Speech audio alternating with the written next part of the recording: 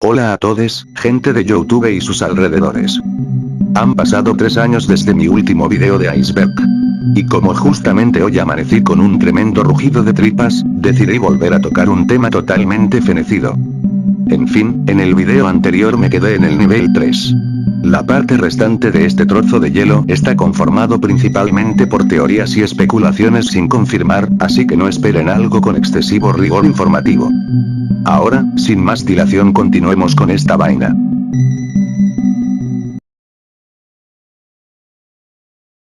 Anime de la secta Aum.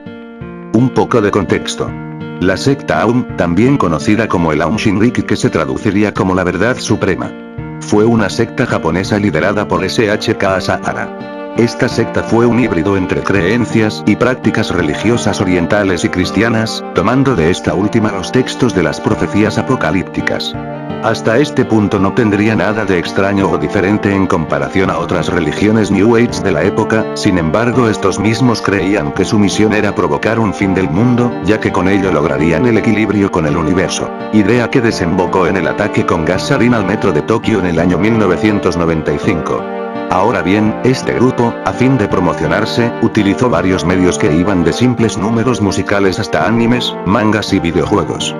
Hablando del caso del anime, se trata de una serie de 10 ovas con una duración entre los 6 y 8 minutos, publicadas bajo el nombre de Chouetsu Sekai, que podría traducirse como mundo trascendental. Estas ovas estarían producidas por el estudio MAT, del cual no hay información, y serían publicadas en el año 1991. La trama de estas giraba en torno en presentar a Asahara como el papú de Papus Supremo y pues, solo eso. Los ancianos de la audiencia, como yo, probablemente hayan visto este meme en algún momento.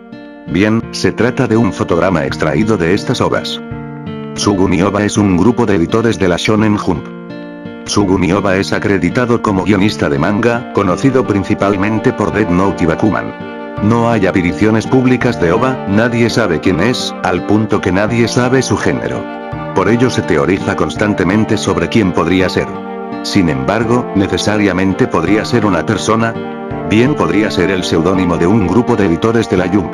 No tengo pruebas, pero tampoco dudas. Yo-Yo cancelado en la parte 6. Yo-Yo es un clásico y un icono de la Shonen Jump. Sin embargo, la parte 6 no contó con el mismo éxito de sus predecesoras, llegando a un punto que se pudo encontrar en el top bottom de la Jump. Es por esto que la saga Joestar terminó con la destrucción total de su universo a manos de Enrico Pucci, y a partir de Steel Ball Run inició como un proyecto completamente nuevo y alejado de las partes anteriores, o al menos eso pretendía Araki hasta la reintroducción de los stands. Anime en la madrugada. Esto es muy interesante. Primordialmente se debe a 3 factores. Primero, el contenido de estas producciones. Los animes que transmiten en estos horarios están dirigidos a un grupo muy específico de jóvenes y adultos, y suelen contener escenas que no son aptos ni viables para ser transmitidos en horarios prime time. Segundo, no es secreto que los animes televisivos cumplen un rol de ser, esencialmente, publicidad para distintos productos, principalmente mangas, Blu-rays, videojuegos, etc. Lo que nos lleva al tercer punto. Las productoras deben pagar a los canales para que transmitan sus series. Para ello compran bloques de programación a altas horas de la noche, los cuales son mucho más baratos. En nuestro contexto occidental, podemos pensar en aquellos programas de infomerciales que se transmiten a altas horas de noche en los canales de nuestros países. Si lo pensamos un poco, en una realidad alterna, tendríamos un anime del Dr. Simi. Al planeta cuidar, soñar, querer, compartir, a ganar, a reír. Si hago las cosas bien hoy, las voy a hacer siempre así. Despertar que es otro día, que la flojera no te reste energía. La maldición de Minky Momo. Minky Momo, que llegó a Latinoamérica como Las aventuras de Gigi, fue un mahou shoujo de 1982, creado por Takeshi Shudo, el mismo director de Pokémon. Es conocido por contar con una fuerte fanbase de hombres adultos, convirtiéndola en un pilar fundamental para cultura lolicón y otaku en general. Además de lo anterior, es conocido por su final, en el cual la protagonista es arrollada por un tráiler de juguetes.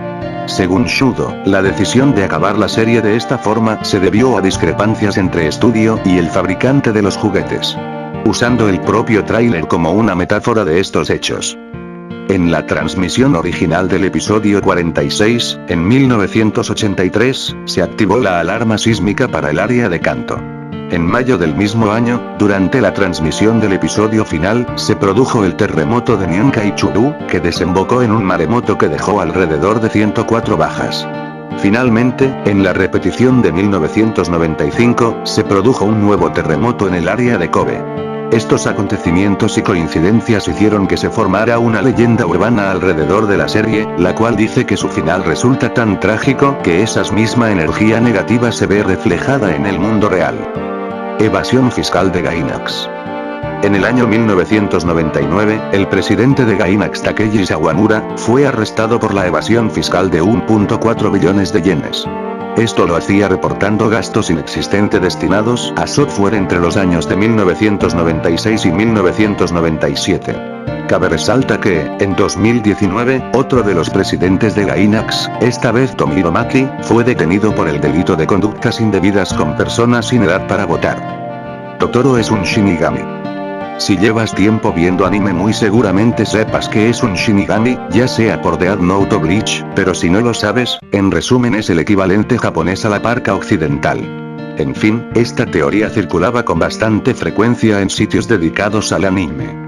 Pues en la película podemos ver que Totoro aparece en momentos muy específicos, en los que ciertos personajes atraviesan por situaciones cercanas a dejar este mundo. A pesar de ello, Miyazaki ha declarado que solamente es un animal que protege el bosque. Yo-Yo y el 911. En el capítulo 189 del manga de Yo-Yo Bizarre Adventure se introduce al personaje de Boingo, un niño que posee el stand conocido como Tot, el cual tiene la habilidad de predecir el futuro mediante dibujos de un cómic. En este capítulo podemos ver a un turista, el cual viste una camisa con el número 911 estampado. En la predicción de Tot se revela que este morirá a las 10:30 am, mientras de fondo podemos ver un avión. Este tipo de cosas recuerdan a cierto atentado que ocurriría una década después. En una entrevista se le preguntó a Araki sobre ese panel y él simplemente respondió.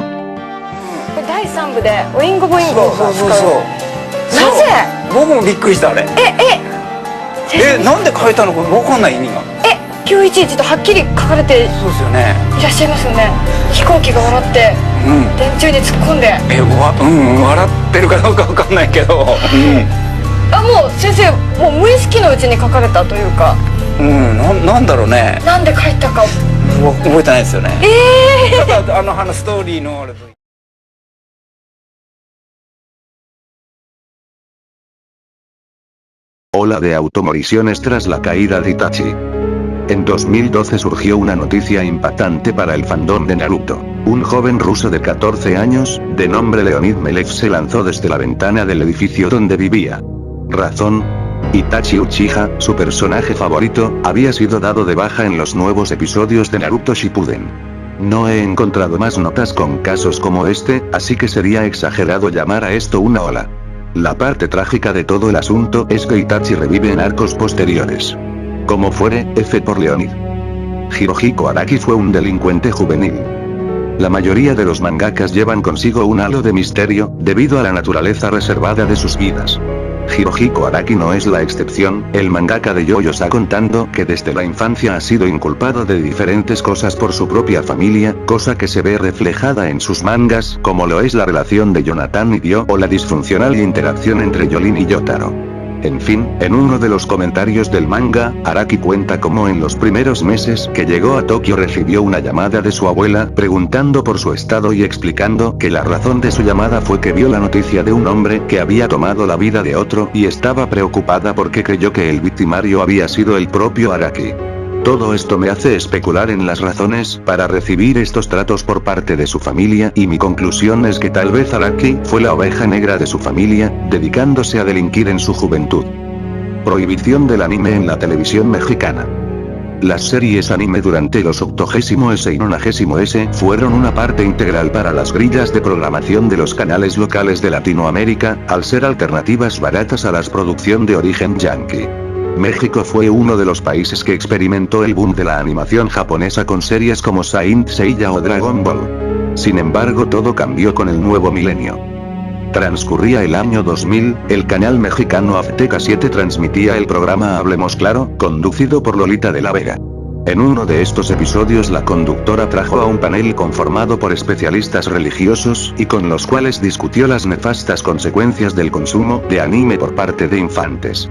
Que van desde acusaciones de promover contenido adulto con personas sin edad suficiente, hasta, y lo más alarmante para la época, promover prácticas ocultistas entre los jóvenes. Fue en este programa donde surgió el popular mito de que Pikachu al revés se significa más poderoso que Dios. Este simple segmento, que fue repetido en distintas ocasiones en los noticieros de la televisión azteca, fue suficiente para alarmar a los padres, los cuales organizaron quemas masivas de merchandising de Pokémon y Dragon Ball afuera de las iglesias. Sumado a esto, los padres mexicanos preocupados por la transmisión del anime Ranma y medio en Canal 5. Ya que, además de tener contenido subido de tono y no apartamento para niños, argumentaban que era un mal ejemplo que pervertiría a los jóvenes al mostrar a un hombre transformándose en mujer, vamos, un clásico de la generación de cemento preocupada porque sus hijos resulten ser gays. Posterior a estas polémicas vimos un declive de este contenido en la televisión abierta de México, limitándose a transmitir únicamente animes como Pokémon y su infinidad de clones.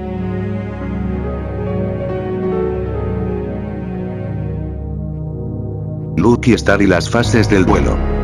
Cada personaje representa una de las fases de duelo, siendo Tsukasa la negación, Kagami la ira, Miyuki la negociación y Konata la depresión. Por último, el espectador cumpliría el rol de la aceptación, al simplemente consumir la serie y asumir la interacción de las cuatro protagonistas como algo normal. Sí, muy rebuscado. Made in Abyss iba a ser un H. Akihito Tsukushi, autor de Made in Abyss, fue conocido en el mundo del doujin lolicon. Cosa que es notoria en Made in Abyss. En algunos de sus doujins podemos ver personajes y temas que serían utilizados posteriormente en Made in Abyss. Malice a Doll es una OVA, y es de los primeros ejemplos de animación japonesa hecha con animación CGI, siendo probablemente uno de los trabajos más olvidados del guionista Chiaka Konaka. Nada fuera de lo normal, con la particularidad de que estuvo a punto de ser Lost Media. Se dice que esto no fue coincidencia, ya que el anime contiene referencias varias al proyecto Monarca y otras prácticas conspiranoicas atribuidas a la élite. Maltrato físico y psicológico a seiyūs. Han salido a la luz testimonios de seiyūs que han contado cómo los directores se aprovechan de sus posiciones de poder para obtener todo favores. Un caso conocido es el del ya mencionado Tomiro Maki. Un caso paradigmático, en el que el estudio encargado de las voces del anime Her Machine cobraban cuotas a los actores de doblaje, práctica que resultó en la cancelación definitiva del proyecto. Sin embargo, los seiyūs también pueden ser victimarios. Tal es el caso Shizuka Suzuki, actriz que en 2011 fue acusada de golpear hasta la muerte a su hija adoptiva. Dragon Ball y la Sociedad Brill. La Sociedad Brill es un grupo esotérico creado por la medium Marina Orsic durante la Alemania del Tercer Reich. Este grupo sostenía que los arios descendían de una especie alienígena que posee una energía llamada Brill, la cual es almacenada en sus folículos, razón por la cual sus miembros cuentan con grandes melanas que, entre otras cosas, permitirían la comunicación telepática con los aliens de los que presuntamente descienden. ¿En qué se relaciona con Dragon Ball?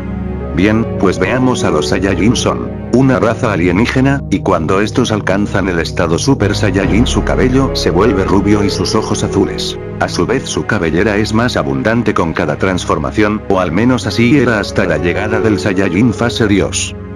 Cabe destacar que el cabello rubio de los Super Saiyajin se debió principalmente a cuestiones técnicas, ya que colorear el cabello de estos suponía más trabajo para Toriyama y su equipo.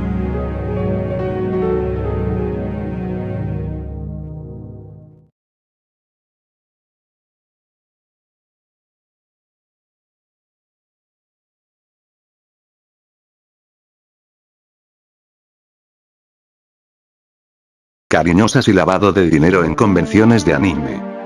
No hay un caso oficial que respalde lo dicho sobre el lavado, más que un testimonio de un anónimo en el hoy extinto Hispachan. La persona afirma haber trabajado muchos años en la organización de eventos de anime en México, cuya administración se encontraba a cargo de gente que se dedicaba a negocios ilícitos. Ahora, lo de las cariñosas viene de este anuncio photoshopeado de la Comic Con de Nueva York. La original es un anuncio para evitar el maltrato a las cosplayers. ¿Qué tal? No, no tiene nada que ver con inteligencias artificiales. Oh bueno, eso parece. Keitai, que su traducción significaría amor de celular, fue una copypasta surgido en el tablón de 4chan en un hilo que consistía en crear sinopsis de anime. El copypasta trata de un chico que descubre un misterioso número de celular guardado en sus contactos, el cual resulta ser de la chica que le gusta. Para su suerte la chica también sentía atracción hacia el prota, sin embargo descubre que esta chica es una contraparte de otro universo. La historia se volvió sumamente popular en los chaneros, se le intentó hacer un anime e incluso se han trazado paralelismos con la película Tu nombre del director Makoto Shinkai. La hermana de Tsukasa Fujima. Tsukasa Fujima es autor de obras infames como Oremoyero Manga Sensei. En algún momento se dijo que la hermana de este autor había interpuesto una orden de alejamiento, sin embargo la nota fue publicada en un sitio satírico y no se sabe con veracidad si Fujima tiene hermanas y cuál sea su relación con estas. Go for a Punch. Go for a Punch Usagi Sanobashi es un supuesto anime Lost Media que, presuntamente, un anónimo de 4chan vio en una página de la Deep Web. Sin embargo, después de mucho tiempo de búsqueda, nadie ha encontrado el anime tal cual es relatado por el usuario, solo algunos que se le asemejan. E incluso, una persona que afirma ser el anon original, apareció en Reddit relatando cómo todo el asunto de Go for a Punch fue algo que se inventó al momento para hacerse el interesante. Esto último fue razón suficiente para que la mayoría desistiera en su búsqueda por el anime y llegara a la conclusión de que se trataba de algo totalmente falso. Versión sin censura de Midori la niña de las camelías. En el tiempo de su estreno el gobierno japonés pidió que se censuraran varias partes de la película, cosa que fue acatado por los realizadores. Sin embargo la película fue íntegramente rescatada por la distribuidora francesa Cine Malta. Algo que causó confusión fue el hecho de que el corte original consistía en 52 minutos, mientras que las versiones que se encontraban disponibles rondaban los 48 minutos, razón por la que se creyó que la versión accesible era la película con recortes, cosa que fue desmentida por el director en 2020, afirmando que los 4 minutos faltantes corresponden a escenas destinadas únicamente a la exhibición en cines, en los cuales se hace publicidad a la casa productora de la película. Asimismo, en 2013 se descubrió una cinta que contaba con los 4 minutos restantes, mismo que ha sido presentado en festivales de cine. Explotación en estudios de anime. La situación laboral de los animadores japoneses es extremadamente precaria, al ser estos en su mayoría artista freelance, da pauta a que las empresas impongan horarios esclavizantes a cambio de sueldos irrisorios. En fin, si eres obrero lo sabes, la triste realidad del capitalismo.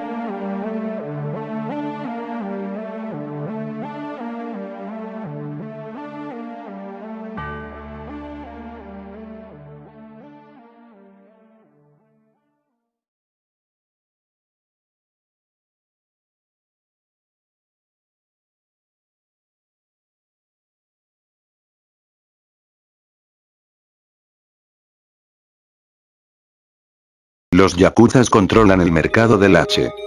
A pesar de que hoy están más controlados y su poderío ha mermado considerablemente, la yakuza fue una fuerza prácticamente imparable en el Japón del siglo XX, llegando a controlar en diferentes ámbitos políticos y comerciales del país. Si eres mexicano puede la situación te suene extremadamente familiar.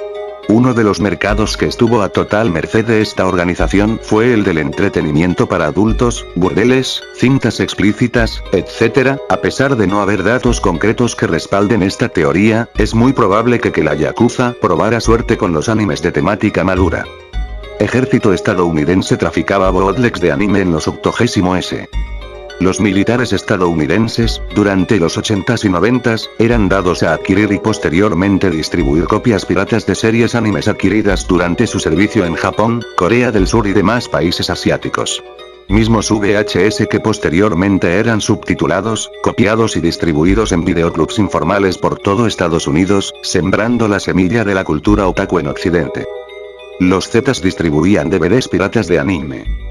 Los Zetas, mediante amenazas violentas, llegaron a controlar el mercado de la venta de CDs y DVDs piratas en la región noreste de México. Esto durante los años 2007 y 2010, años en los que recién explotaba el boom del llamado anime de bolsita consistente en DVDs con series completas de animes del momento guardas en una bolsita de plástico celofán.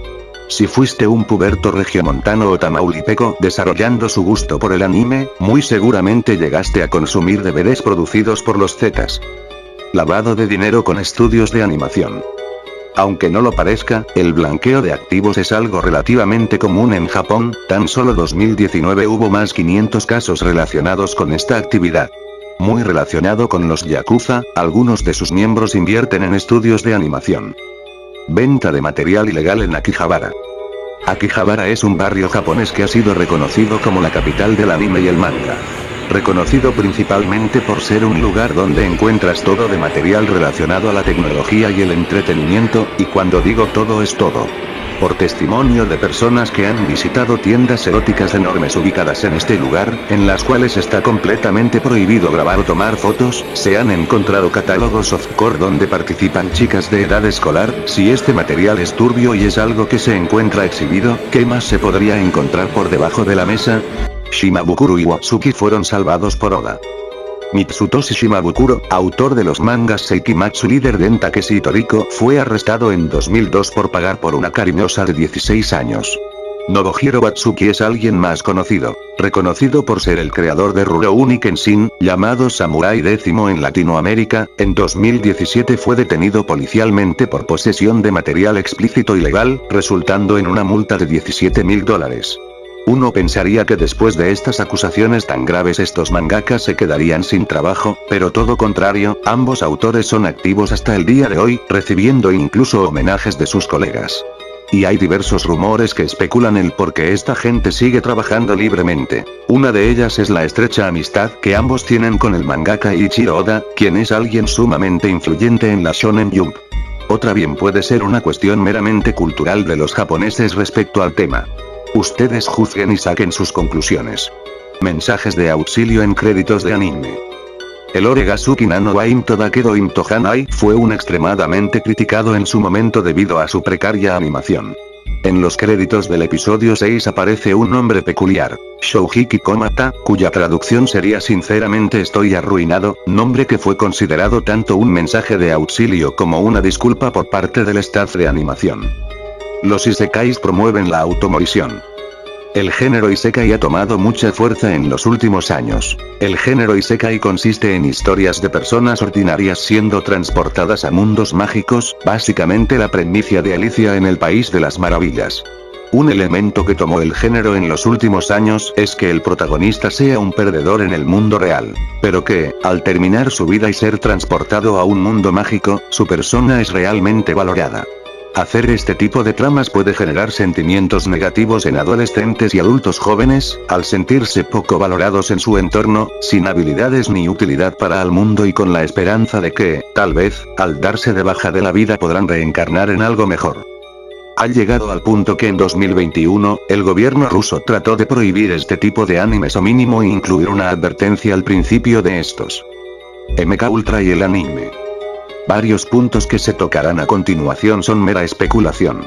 Toda la información expuesta debe ser tomada con cuidado, ya que no hay datos concretos que la respalden.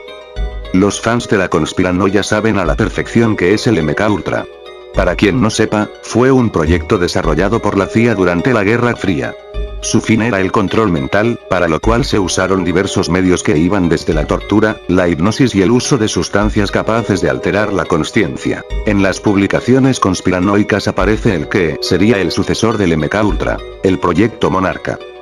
¿Qué tiene que ver el anime con todo ello? Bien, según los teóricos de la conspiración, las élites utilizan mensajes subliminales en diferentes medios como el cine, la música o la televisión, para seguir ejerciendo control mental.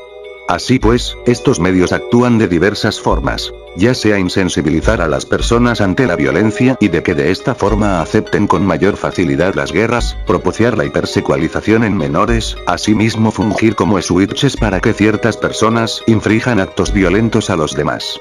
Asimismo puedes identificar que algunos símbolos referentes al MK Ultra en animes, tales como el cabello multicolor, principalmente rosa o azul, mariposas, aves azules, etc. Asimismo, estas obras tienen guiños a Alicia en el País de las Maravillas y el Mago de Oz, principales obras MK Ultra, según las teorías conspiranoicas.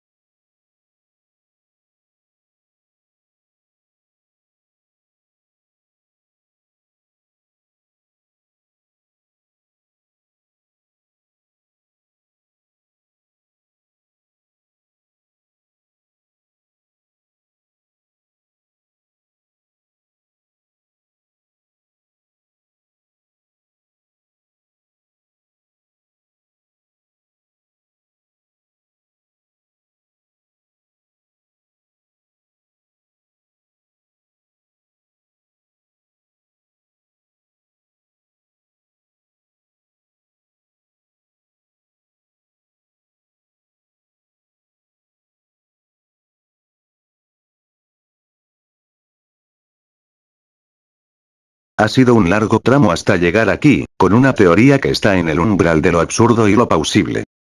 El fin de la industria del anime en el año 2030. Basado en teorías surgidas durante aquel infame año 2020, se especuló que en una década el anime iría decayendo en popularidad y sería superado por la industria coreana y china en los años venideros. Los factores que determinarían esto serían: 1. El final de varias series exitosas. En los últimos años hemos visto el final de series como lo son Naruto, Bleach, Shingeki no Kyojin y estando en vísperas de los finales de mangas como Boku no Hero Academia, Chainsaw Man y, posiblemente, One Piece, se ha especulado que ninguna serie podrá mantener el nivel de popularidad que las anteriores cosecharon, principalmente por dividir el contenido en temporadas, incluso haciendo cambios de una temporada a otra como lo es el estudio o la trama completa. Así pues, nos encontramos con gente que o migra al manga y pierde el interés en la adaptación animada, o bien ya no tiene interés de seguir la serie después de la primera temporada. 2. Falta de interés en nuevas series. Sumado a lo anterior, las series nuevas no logran captar el interés del gran público, al incluir conceptos cada vez más absurdos, repetitivos y o con nula originalidad. 3. Crisis en Japón. Asimismo, en los últimos años se ha advertido que Japón puede caer en una gran crisis, debido al aumento de su deuda pública. Lo cual encarecerá los costes de producción del anime, provocando el cierre de diversos estudios. 4. Aumento de popularidad, calidad y oferta de producciones chinas y coreanas. Se ha visto en los últimos años el manhua y el manhwa han comenzado a acaparar el mercado de los mangas, un impacto similar se puede producir en años venideros con la animación. 5. Corrección política en Occidente. En Occidente ya se han funado a diversos autores y obras por dar mensaje poco progresista. Tal fue el caso del mangaka de Eizouken, quien le daba like a artistas en LSFW y terminó funado. Asimismo, no olvidar el caso de Uzaki-chan, serie vapuleada por, supuestamente, imponer estándares irreales y desproporcionados de cómo debe verse una mujer.